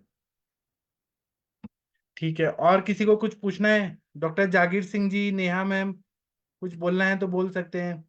मंगला मैम, वर्षा मैम, कुछ बोलना है तो बोलिए। वर्षा मैम, आपके ससुर जी कैसे हैं? डॉक्टर हरिहर सर कुछ बोलिए। सब लोग शायद खाना खा रहे हैं अभी। गीता पटेल मैम, प्रणाम सर। हाँ कैसे हैं अभी आपके ससुर जी? ठीक है सर, अभी स्टेबल है, बस थोड़ा वही है, पैरों में स्वेलिंग वगैरह तो है। तो आपने गोमूत्र नहीं पिलाया आज? आज तो नहीं मिल नहीं पाया है सर, कल लेके आएंगे कुछ और लोग। आज बस्ती क्या आपने, नीरू बस्ती? हाँ की है सर, आज और ज्यादा अच्छे से क्लीन हो गया उनका। तो उनको कैसा फील हो रहा है, मतलब बस्ती? सर ठीक लग रहा है, मतलब हल्कापन लग रहा है, सिर्फ भारीपन जो लगने लगता था, या उनको फिर से ऐसा लग रहा था कि बहुत सारा पानी भर गया है पेट में, तो अभी वैसा नहीं लग रहा है। हाँ मतलब और स्त्रोतो। पट्टबंधन भी, मतलब बेल्ट भी लगा जी, आप उनको कल, ही रही हूँ मैं। जी कल परसों लेके आइए ना, यहाँ हम बात करेंगे उनसे। जी सर। हाँ ठीक है मैम। और दीपन पाचन के लिए आपने और क्या ऐड किया मैम? सर लवन भाग का चूर्ण दिया है अभी। ठीक है, बहुत सही, आप करते रहिए, सर अच्छा उनका, होगा। उनके हाथ में ऐसे कंपन टाइप का होने लगा है, कोई तो बात नहीं, आप वो, तेल से अभ्यंग करिए, महानारायण तेल से। जी, और ना उनको मैंने अभी सारस्वत अरिष्ट भी ऐड कर दिया है, मतलब अरिष्ट तो अपन को देना ही है ना कुछ ना कुछ हाथ में हाँ अभी। हाँ जी, तो सारस्वत अरिष्ट इसलिए दे रही हूँ क्योंकि वो थोड़ा सा डिस्टर्ब टाइप के लग रहे हैं। कोई बात नहीं, हो जाता है ऐसा। और उनसे आप दिन में बात करते रहिए, अकेले मत छोड़िए उनको, उनको थोड़ा सपोर्ट चाहिए। जी सर। जी जी। ठीक है मैम। आपने 3 दिन बस्ती दिया ना, तो अच्छा लग रहा है ना उनको? जी जी सर। ठीक है, और शाम फर्स्ट को? डे से ही उनको अच्छा लग रहा है, क्योंकि उनको बहुत वो, मतलब वो खुद ही बोल रहे हैं कि बहुत पुराना सा, मतलब चिपका हुआ टाइप का निकला है, और बहुत दुर्गंध भी आ रही थी। और तो आप कल ये भी ऐसा सोचिए। हुआ, लेकिन हाँ जी, बोलिए। मतलब कल भी उनको निकला, लेकिन परसों की अपेक्षा कल का ज्यादा अच्छे से मतलब मोशन हुआ उनको, और कम निकला होगा, लेकिन कल भी ऐसे ही निकला था लास्ट लास्ट में, और आज उससे भी ज्यादा अच्छा क्लियर हुआ है। और आप ऐसा कल्पना करिए, सोचिए ऐसा कि टैपिंग कर देते हैं एलोपैथी के डॉक्टर, लेकिन वो जी जो पूरा इंटेस्टाइन वो कौन क्लीन करेगा? वो आयुर्वेद ही जी करता है सर। ना। जी, और टैपिंग के बाद जो उनका फिर वही प्रोटीन लॉस, ये लॉस वो लॉस कर रहे हैं, तो उसकी वजह से और दूसरी प्रॉब्लम खड़ी हो जा रही है। जी, कोई बात नहीं, आप ही ठीक करने वाली हैं उनको, और 100 साल तो जी आराम से सर। जिएंगे। जी सर, थैंक यू सर, आप लोगों का आशीर्वाद रहेगा तो जरूर कर और पाएंगे। आप इतना 2 साल से सेवा कर रही हैं, तो उसका पुण्य भी आपको मिलने वाला है। ऐसा जी ऐसा शास्त्रों में बोला गया है कि हम इस जन्म में जिसकी सेवा करते हैं ना, वो हमारे जी कुछ ना कुछ सर। रिश्तेदार होते हैं। पिछले जन्म में भी वो आपके थे, कभी हो सकता है वो आपके, वो आपकी बेटी होंगे, आप उनके ससुर होंगे। ऐसे बदलता रहता है, चेंज, रिश्ता चेंज होते रहता है। जी सर। अगर इस जन्म में माँ ने बेटी का किया, तो अगले जन्म में बेटी माँ बन जाती है। एक कहानी है ना ऐसा, कि अर्जुन जो थे ना, वो रो रहे थे अभिमन्यु का मृत्यु होने के बाद, कि मेरा बेटा था, एक ही बेटा था, वो मार दिया गया। तो फिर ना कृष्ण भगवान उनको लेके जाते हैं यमलोक में। तो वहां पे जाने के बाद अर्जुन बहुत रोने लगते हैं कि अभिमन्यु तुम इधर आ गए, मैं इतना तड़प रहा हूँ। तो अभिमन्यु बोलते हैं कि आप क्यों रो रहे हैं? आप पुराने जन्मों में मेरे कभी मैं पिता था, कभी आप बेटे थे, कभी मैं था, तो रोने वाली तो कोई बात है नहीं।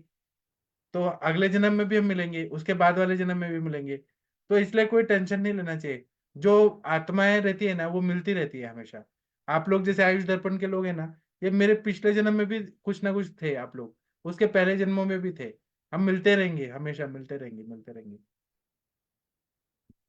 जी, और किसी को कुछ बोलना है तो बोलिए प्लीज। सर मुझे एक चीज पूछनी थी, ये श्लेष्मलिकी योनि व्यापत और श्वेत प्रदर, इसमें क्या डिफरेंशियल डायग्नोसिस कर मैं सकते बता हैं? सकता हूँ, लेकिन इस पे अंजना मैम बहुत अच्छा बताती है। डॉक्टर अंजना मैम, अगर आप सुन पा रही हैं क्या? अंजना सक्सेना मैम, मैम बहुत अच्छा प्रैक्टिस करती है बनारस में, और मैम पीएचडी भी की है। डॉक्टर अंजना मैम बीएचयू से पढ़ी हुई हैं, प्रेमवती तिवारी मैम की स्टूडेंट हैं। डॉक्टर अंजना मैम सुन पा रही हैं क्या? शशि मैम, आप कृपया उनको फोन करिए, अंजना मैम को। जी सर। हाँ, एक बार फोन करिए अंजना मैम को, वो शायद। अंजना मैम सुन पा रही हैं क्या? इस टॉपिक पे अंजना मैम बहुत अच्छा बताती हैं, एक बार फोन करिए। जी सर, करते हैं।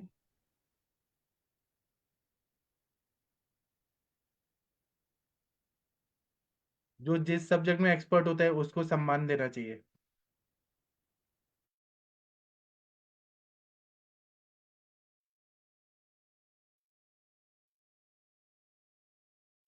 कर दिया?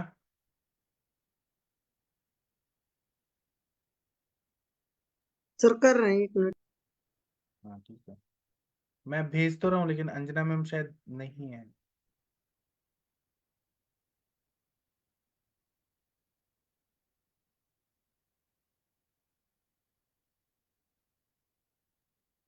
नहीं मैम है तो ज्वाइन, मैंने आस्क टू अनम्यूट भी किया हुआ है ऑप्शन। वो तो हो मैं भी कर सकता रहा हूँ, मैं भी कर रहा हूँ, लेकिन आपको कॉल करना पड़ेगा। है। हाँ सर, मैं कर रही हूँ एक्चुअली इसी मोबाइल।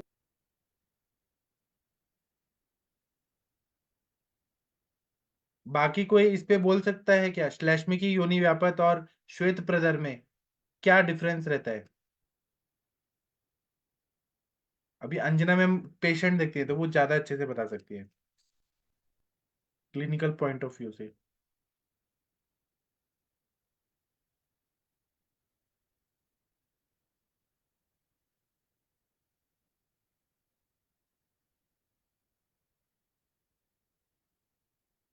ठीक है, बाकी लोग कुछ बोलना चाहते हैं बोलिए, तब तक गीता पटेल मैम कुछ बोलना चाहती हैं आप? अंजना मैम आएंगी, ज्वाइन करेंगी थोड़ी देर में। सर आप जो सोल का बोल रहे थे ना। हाँ जी। हाँ तो हाँ वो हमारा एक 400 जन्म तक रहता है। अच्छा, हाँ सर मैम तो पिक नहीं उसमें कर रहे क्या है। बोल रही हैं? शशि मैम क्या बोल रही हैं? हैं। मैम पिक नहीं कर रहे हैं। अच्छा अच्छा, आ जाएंगी, शायद कुछ काम कर रही होंगी। हाँ गीता मैम, आप तब तक बोलिए, आप क्या बता रही हैं? हाँ तो अगले पिछले जन्म में हम कोई ना कोई तो रिश्तेदार रहेंगे, जो हमारा किसी के साथ कोई कर्म रह गया है तो हम वापस उसके साथ जुड़ते हैं। जी, इस पे योग शास्त्र में भी बोला गया है कि जैसे समुद्र में लकड़ी का जो है ऐसे स्क्वायर टाइप ऐसे फेंक दिया गया है, तो लहरों में सब घूमते घूमते एक जगह इकट्ठा हो जाते हैं, कितना दूर दूर से आके इकट्ठा होते हैं। वैसे ही हम लोग जो हैं, अब गीता मैम आप राजकोट में बैठी हैं, तनिका मैम पंजाब में हरियाणा में है, लेकिन हम लोग को मिलना लिखा हुआ था, तो हम लोग मिल गए ना। तो ये पूर्व जन्म, कितने जन्मों से हम लोग मिले हुए हैं, किसी ना किसी रूप से हम लोग, मतलब आयुष दर्पण के प्लेटफॉर्म पे मिले हैं। अभी हमारा इतना कनेक्शन हो गया है, हमारे माता पिता मिलते हैं, हमारे दोस्त मिलते हैं, हमारे दुश्मन भी मिलते हैं, कुछ ना कुछ तो रिश्ता रहता है हर आत्माओं का। और हर आत्मा किसी ना किसी से एनर्जी लेती है, तो एनर्जी पॉजिटिव लेती है या निगेटिव लेती है, लेकिन लेती है सभी से।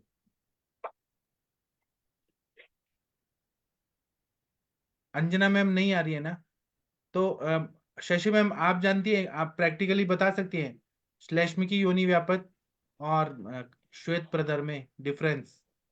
सर ऐसे तो देखेंगे तो बहुत अच्छे नहीं, लेकिन हाँ पेशेंट से मैम पूछेंगे ना, तो देखिए श्लेष्मी की योनि व्यापद वगैरह में जो रहेगा, जो भी सिक्रीशंस वगैरह रहेंगे उसमें तंतु वगैरह टाइप का ज्यादा सा रहेगा। और श्वेत प्रदर के केस में तो जो डिफरेंशिएशन मेरा करने का तरीका है, या नॉर्मली हम ऐसे समझते हैं, आयुर्वेद के हिसाब से समझोगे तो जो थिक डिस्चार्ज है वो कफ वाला गुण हुआ। और जब हम लोग देखते हैं शुरुआत में डिस्चार्ज होता है तो हमेशा कर्डी डिस्चार्ज होता है, और बाद में जब लंबा टाइम बीत जाता है तो वो पतला सा हो जाता है। तो बाद में लंबा सा बीतने पर स्मेल वगैरह भी आती है, तो वो सारा पित्तज होता है। तो शुरुआत वाला जो रहता है उसको कफज में ले सकते हैं। और योनि व्यापक सारे वातज होते ही हैं, तो आपको पता ही है मैम। तो वातज वाला ट्रीटमेंट करते हो, साथ में ये है कि दीपन पाचन और लोमन इस केस में ज्यादा अच्छे से देना पड़ेगा। जैसे हिंगू वचादी वगैरह जब चलाते हैं तो वात कफज में और योनि की जो भी डिसीज है गर्भाशय पर भी ये काफी बढ़िया काम करता है, तो आप ऐसे ले सकते हैं।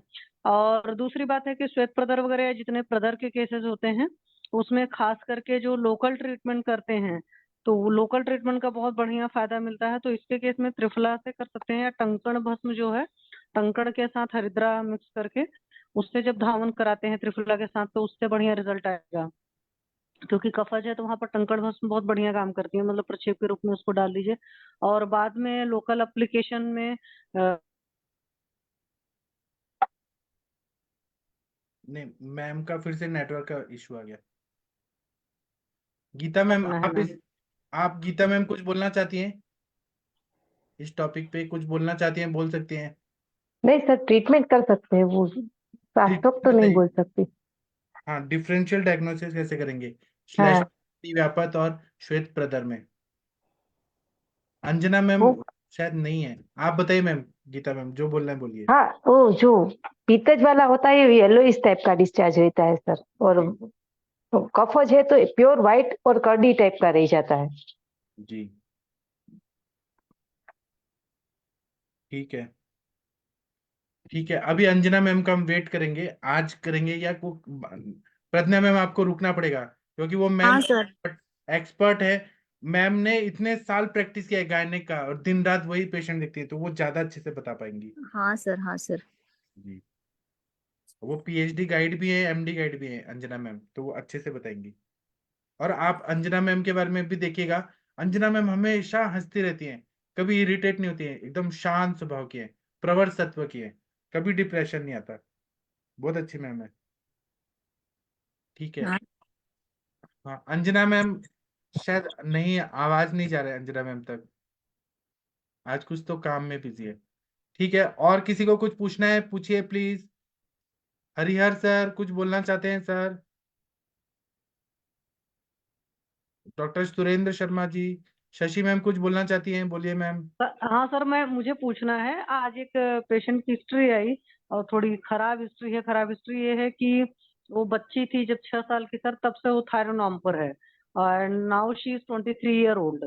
तो मतलब एक कह सकते हैं कि 17-18 साल लंबा थायरोनॉम खा चुकी है और 200 मिलीग्राम की डोज करीब खा रही है, मतलब काफी टाइम से इस तरह का। तो एक तो सर उसका है कि थायराइड की प्रॉब्लम है और थायरोनॉम पर है। दूसरी ये चीज है कि जब वो छोटी थी उसको सांस की तकलीफ थी और फिर बीच में ऐसा फेज बीता कि 8 साल से करीब 18-20 साल तक फिर प्रॉब्लम नहीं हुई।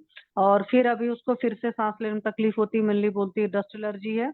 और हालांकि जब मैंने हेतु निकाला तो बोली कि हाँ स्ट्रेस वगैरह से पड़ता है, बट स्ट्रेस का एग्जैक्ट हेतु नहीं मिल पाया कि क्यों है। अभी वो बी फार्मा कर रही है बच्ची। और सर उसका ये है कि जब मैंने पीरियड की हिस्ट्री ली तो पीरियड की हिस्ट्री में मिनार्की से ही क्लॉट्स वगैरह आते हैं।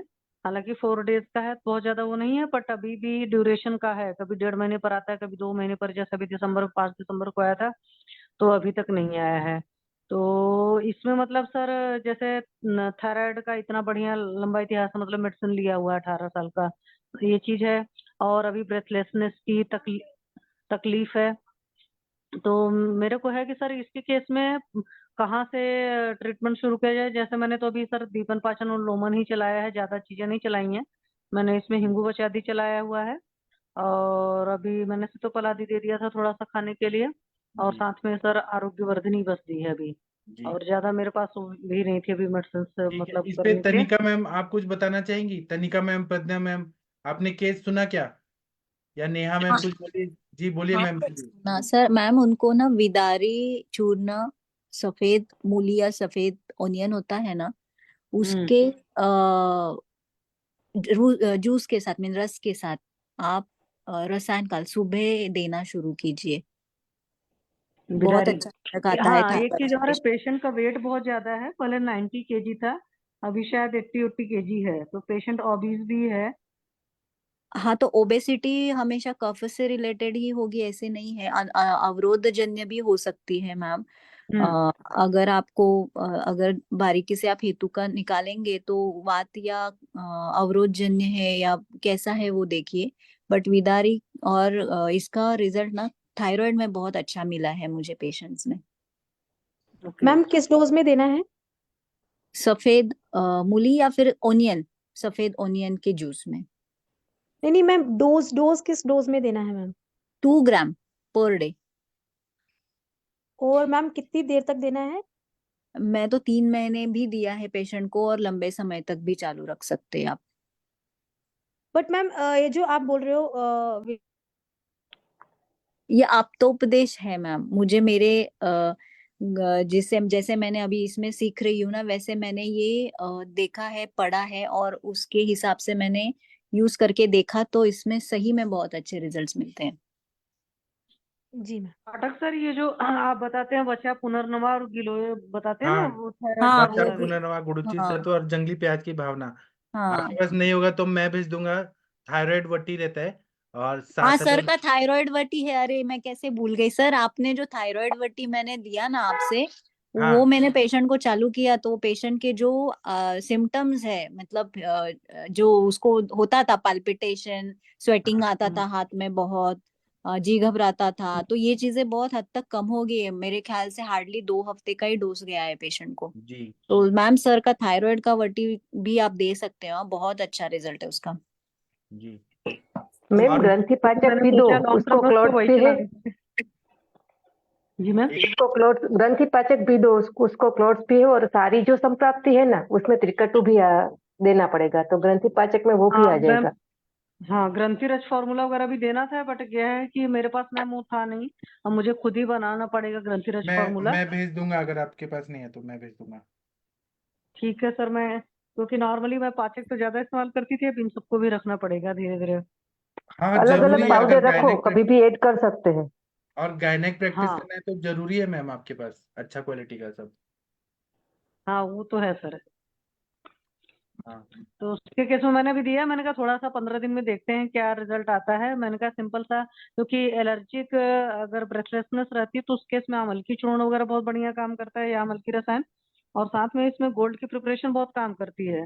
तो पेशेंट की है तो पुरानी हेतु, मतलब सारी चीजों की, पर मैंने कहा ठीक है, अगर सिंपल इससे फर्क पड़ जाता है, क्योंकि हिंगू बचाधिकार रोगाधिकार काश्वास भी है, जी तो उस हिसाब से चलाया था सर मैंने। और ये था कि कभी काल को कॉन्स्टिपेशन होता तो आरोग्यवर्धिनी चलाया था कि सार्किट का विभाजन अगर बढ़िया करेगी, डाइजेशन जैसे इम्प्रूव होगा, तो पेशेंट अभी एस्थेलिन ले रही है, पंप पर है मतलब, जी तो उससे उसको रिलीफ है। जी सर। जी। मैं तो ऐसे में क्या देता हूँ, मैं अपना बता रहा हूँ। मैं जी इसमें सर। चंद्रामृत रस, श्वास कुठार रस, श्वास का चिंतामणि रस और आरोग्यवर्धिनी वटी, ये सब देता हूँ, मेरे पेशेंट ठीक ही हो जाते हैं। सर मैं देती हूँ श्वास कुठार रस और श्वास का चिंता बड़ी, पर एक्चुअली इस वक्त था नहीं मेरे पास में, और इस बस्ती, वजह से मात्रा मैंने बस्ती वो। दिया ना शीरबला तेल का, तो तुरंत पेशेंट का जो सांस फूलने का जो रिफ्लेक्स है, हम्म। वो मात्रा बस्ती शीरबला तेल। मैम नस्य भी ऐड करिए ना, हाँ मैम, नस थायराइड से में तो ऐड वो किया भी हुआ काम है। करेगा। और हाँ, हाँ नस से ऐड किया है मैंने, उनको अनुलोम विलोम करने के लिए और बताया है। और हाँ जी सर। मैं आपको थायराइड वटी भेजूंगा, आप देखिएगा बहुत अच्छा रिजल्ट आएगा। ठीक है, शशि मैम का नेटवर्क नेट। इशू फंस रहा मेरा। हाँ हाँ, मैं आपको हाँ जी सर, मैं थायराइड वटी मंगाती हूँ भेजूंगा, तो आपको। आप देखिएगा सब ठीक हो जाएगा। जी सर, थैंक यू તમારે सर। કે તમે અમારું મચ્છર નાખી દેવા ને। हाँ, डॉक्टर जागीर सिंह जी कुछ बोलना चाह रहे हैं सर? सर प्रणाम सर। हाँ सर, बताइए सर।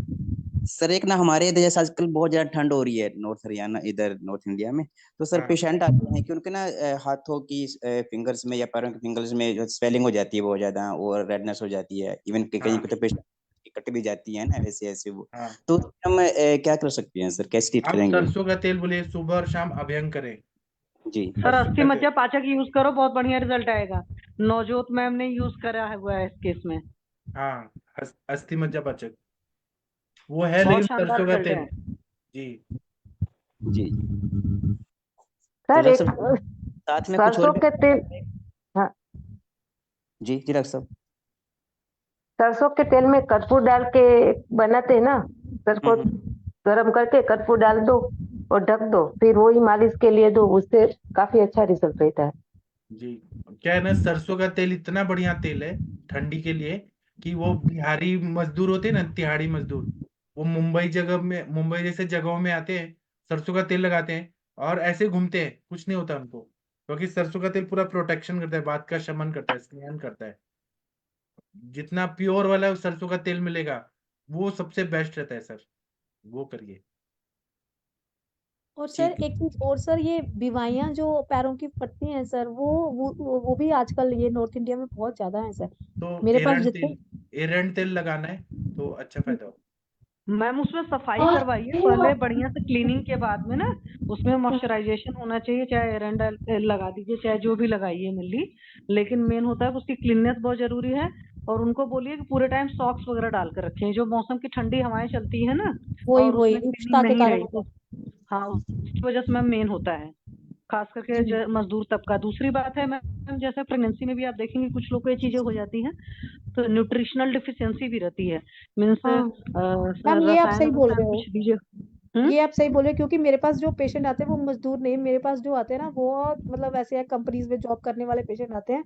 और मैं सबके जब पैर देखती हूँ सबके ही सब फटे होते हैं, मतलब एक भी मुझे लगता नहीं आज तक कि कोई मुझे हाँ मिला तो होगा मैम जिसका।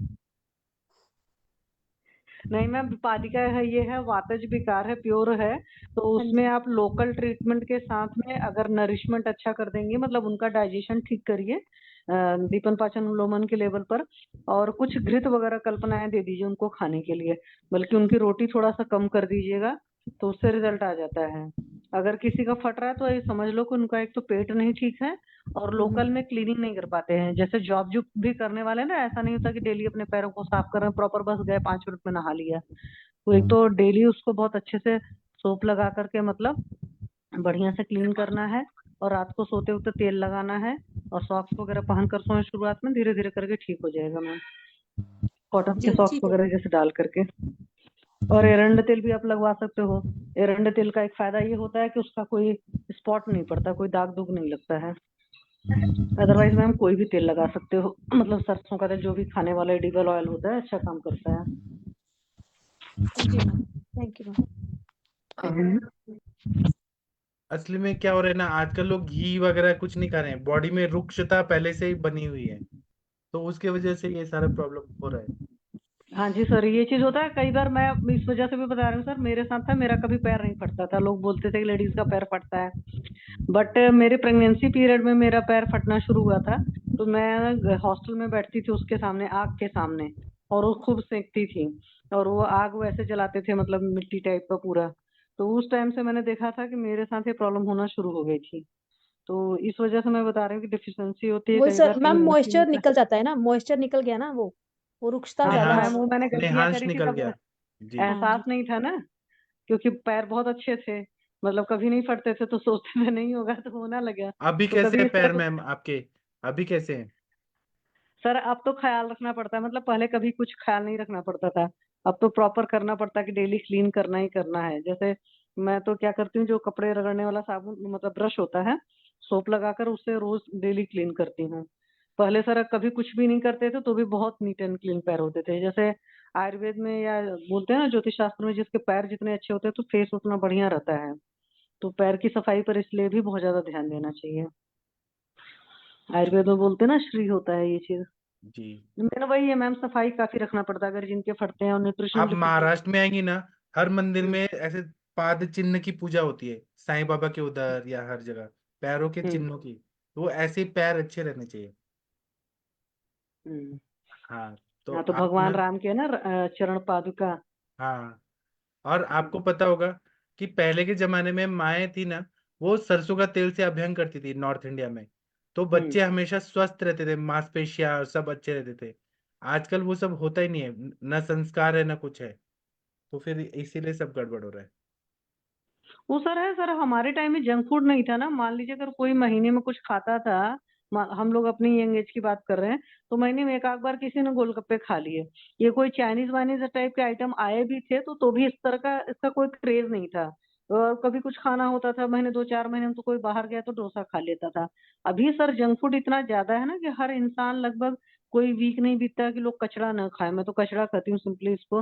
तो burger, momos, chow mein, pastry, patties कुछ भी तो नहीं था। हम लोग मतलब कुछ भी नहीं खाते थे। था का मतलब कि आप सिटी में भी रहते हो तो घर में वो कल्चर नहीं होती थी, क्योंकि पेरेंट्स नहीं खाते थे। तो जब पेरेंट्स नहीं खाते थे, बच्चे नहीं खाते थे। अब हम लोग के टाइम में क्या है कि हमारी इस ग्रुप की मेजोरिटी लोग खाते हैं, तो हमारे बच्चे तो फिर हमसे भी 4 कदम आगे निकल कर खाते हैं। और कई बार और क्या बच्चे है कि बगावत में वो बोल, जो लेज आता है ना कुरकुरे, उसमें हवा भरा रहता है पूरा, हवा सर भरा वो रहता है अजीब और टाइप का लगता है, मतलब वो देख पूरा करके फीलिंग आती है प्लास्टिक टाइप की। वही तो, वो खाने तो लायक है ही नहीं, वो सब सब बेकार चीज है। टेस्ट में अच्छा लगता है, चटपटा लगता है, लेकिन वो हवा भरा हुआ है, हवा के पता पैसे नहीं लगते सर, मुझे तो कुछ भी नहीं पसंद आता है। परमात्मा का हैं। वो आप है, मतलब लेज खा के देखिए ना, आपको थोड़ी देर बाद एसिडिटी टाइप फील होगा, बहुत बेकार होता सर है। मैं खा ही नहीं पाती। मैं 1-2 पीस पर नहीं खाती हूँ। परमात्मा की कृपा है कि वो सब चीजें नहीं खाते और हैं। सब जो तो क्रिकेटर्स वही, और बॉलीवुड के एक्टर है ना, वही सब बेच रहे हैं और पैसा कमा रहे हैं। लोग भी अब बेवकूफ है। जैसे ये बच्ची की जो मैंने हिस्ट्री दी सर, तो उससे मैंने पूछा तो अभी अनमैरिड ही है। तो पहले 90 केजी था, अभी जिम वगैरह जाकर 80 केजी उसने किया है। तो मतलब मैंने कहा बेटा ये तो बहुत ज्यादा वजन है। और जब मिनारकी स्टार्ट भी हुई थी 16 ईयर की एज में, देन शी वाज 55 केजी। तो वजन तो ज्यादा है उस एज के हिसाब से। और क्लॉट्स आ रहे थे मतलब शुरू से ही, जब मैंने पूछा। तो और उसके बावजूद सोचो किसी को होश नहीं है कि क्लॉट्स क्यों आ रहे हैं। और थायराइड की प्रॉब्लम है, तो मदर को प्रॉब्लम थी, मतलब जेनेटिक प्रॉब्लम उसने बोल दिया। और 6 साल से खा रहे हैं थायरोनॉम, और 200 मिलीग्राम कुछ डोज होती है। तो ऐसे ही खाते रहते हैं सर लोग। वही तो, ऐसी बात है। और जी क्या है सर। ना, प्रज्ञापराध जानबूझ के किया जाता है। लोगों को बताया जाता है दही और दूध मत लो, चाय चाय पीने के बाद दही खा रहे, मतलब चाय पराठा खा रहे और चाय पी रहे, बोला जाता है, तब भी प्रज्ञापराध करते हैं कि क्या होगा। और डॉक्टर लोग सर खुद, मैंने अपने घर में बताया तो कोई नहीं मानता है। चाय पराठा खाते हैं बहुत सारे लोग। वही तो, मालूम हो के भी खाते, और आयुर्वेदिक डॉक्टर भी खाते हैं, ऐसा मत सोचिए, सब मालूम हो के सर भी खाते खाते होंगे, एक्चुअल में हम लोग जस्ट सर पूर्वांचल वाले हैं ना, तो पूर्वांचल में ये सिस्टम नहीं है। एक तो चाय वहां भले पीते हैं, तो चाय के साथ कुछ भी नहीं खाने का है। और ये वेस्टर्न यूपी जो है, इधर से ये कल्चर चला है। या कोई लोग होंगे पैनल पर तो प्लीज बुरा नहीं मानना। ये पंजाब हरियाणा में भी काफी कल्चर है ब्रेकफास्ट के साथ चाय लेना। या सर मैं अभी रुड़की गई थी, हरिद्वार, मतलब उधर वाला। पहले तो सब यूपी के ही पार्ट थे ना ये सब, उत्तराखंड वगैरह। जी जी। तो उधर में भी बहुत कल्चर है, शायद ठंड की वजह से है, जिस वजह से वो लोग ब्रेकफास्ट के साथ चाय लेते हैं हमेशा। छोले भटूरे खा रहे हैं और दूध पी रहे हैं, चाय पी रहे हैं, कॉफी पी रहे हैं छोले भटूरे के साथ। या कुलचा वो खाते हैं ना, कुलचा खा रहे हैं और उसके साथ में चाय पी रहे हैं, बताइए। सर इसी बात से एक चीज बताऊंगी, भी मैं चरक विमान स्थान पढ़ रही थी, तो उसमें था अभिसंधि आहार से मांस धातु और मज्जा धातु तीनों, मतलब मज्जा वस्त्र और होता है सर, मांस विरुद्धन्य से वस्त्र तो होता शांडता है। अंधता, ऐसा बोला है चरक ने। इनफर्टिलिटी के केस में तो सबसे पहले बोला है। और वो दिखता है, पीसीओडी, फाइब्रॉइड, एंजियोस्पर्मिया, ओलिगोस्पर्मिया, सब मिल रहा है आजकल, स्किन प्रॉब्लम, शांड्य और आंध्य, ऐसे मेन 2 शब्द बोले हैं चरक में। हम्म। और सर दिवाशयन से था उसमें, मतलब दिवाशयन से भी 2 धातुओं की दृष्टि थी, और व्यायाम से अस्थि धातु की दृष्टि का था।